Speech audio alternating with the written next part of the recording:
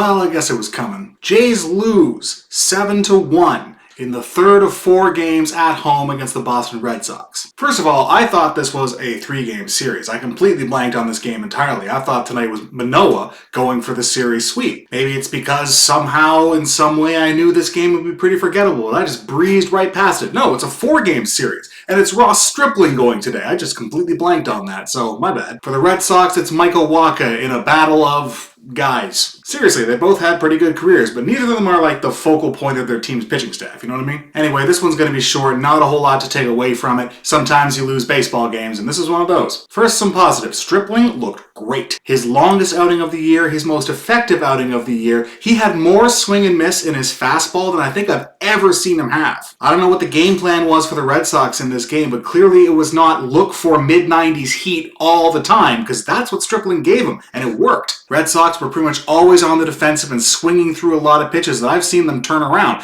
That was really impressive by Stripling. I'm not quite sure what the secret sauce was there, but I'm not complaining. Great work. Also, maybe a little less obvious, I really like Tyler Henneman's work behind the plate tonight. He seemed to be in good sync with Stripling. They seem to be able to get on the same page relatively quickly. Really good frame jobs. Yeah, I like the game he called. Losing Danny Jansen was not just a blow offensively. He's a pretty good defensive catcher too. But we really haven't suffered in any way with that. It seems like we have 3 guys who can call decent games behind the plate and frame pretty well too. And then Jansen in the mix there too. This is a real position of organizational depth for the Blue Jays, and not a lot of teams can say that, so that's nice. Other positives. George Springer continues to hit.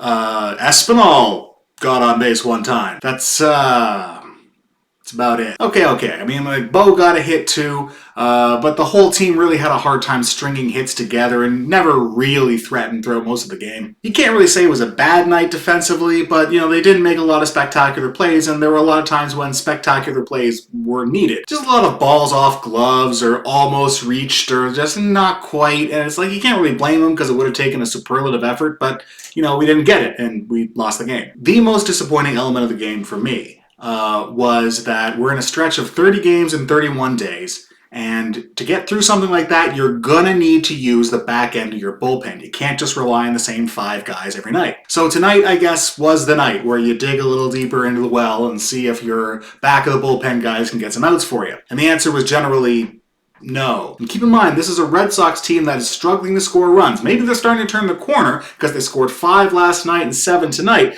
but they got a lot of help from some really mediocre pitching. Richards was the only regular who got in there tonight, and he, as per usual, had a really effective inning. He had a great changeup tonight. Like, holy cow. Taylor Saucedo was only asked to get 1 out, but he got it, so, good job. But the guys who really ended the Blue Jays' chance to be competitive in this game were the usual suspects, Trent Thornton and Julian Merryweather. Thornton, to my mind, had been out-pitching his abilities recently.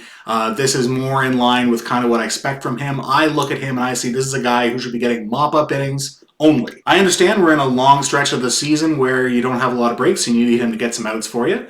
And he had been reasonably effective most recently in Houston. He's not the guy I want to see Charlie go to when the game's tied. You know what I mean? Because I feel like he has a propensity to do what he did tonight, which is kind of flail around with his off-speed stuff, which forces him to come into the zone with his fastball, which is quite hittable. The key for Thornton and Merryweather at the same time, actually, is they have cutters that just need to be able to hit the outside of the zone. If they can throw off-speed pitches for strikes every once in a while just to put that fear into hitters' minds, they're much more effective. But for both guys, their off-speed stuff was out of the zone and not particularly close or enticing, which means that hitters can just sit on their fastball. And as Merryweather showed us, if it's 99 miles an hour, but straight, guys can hit it. And Thornton ain't throwing 99, so guys hit him even harder. It's not that they're really bad. It's just that they only have a couple of ways to go at you. And if those don't work, it's pretty easy for hitters to filter out other options and just look for one pitch. And eventually they're going to get it. And in the American League East, there just aren't that many bad hitters. If guys know what's coming and can zero in on it, they're going to hit it hard and do damage. And that's what we saw tonight. Both Thornton and Merryweather had a hard time getting their fastball by guys because they were looking for it. And then you had some other guys. Andrew Vasquez was called up for this game. You won't see much of him, but he wasn't particularly impressive in what we did see. A guy named Bowden Francis, as Shulman pronounced it. I don't know which is which.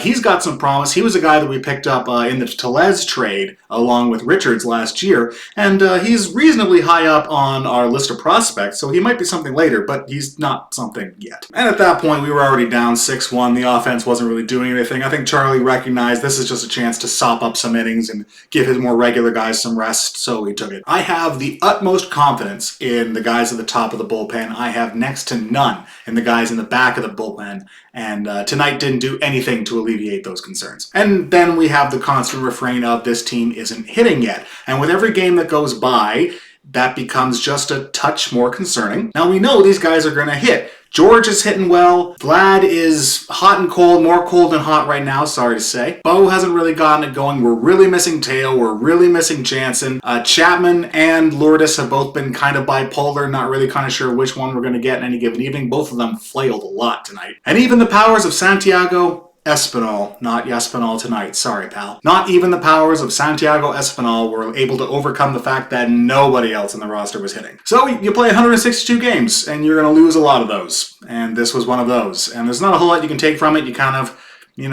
flush it away and move on to the next one. I realize I say that after most of our losses, but that's mostly because there's no emerging bad trends that are coming out of these losses. They're just kind of aberrations in what we've been seeing otherwise. Blue Jays have been getting outstanding pitching from their bullpen from their top 5 or 6 guys. And we saw nothing to dispel that tonight. It's just we had to go through guys 7 through 9 and 10, and they were, bad. Maybe as the season goes on, maybe that's something you want to address. You want to get some more bullpen depth, or you want to get another starter or something, or maybe like Hyunjin Ryu ends up as a really overqualified reliever at some point, or if he comes back healthy, Ross Stripling's back in the bullpen, that deepens you out. There's other things that can go along there too, but for the most part, as constructed, this bullpen is pretty good when you're talking about the main guys, and we try not to deal with the other guys too much. And then, boy, I miss Teoscar Hernandez.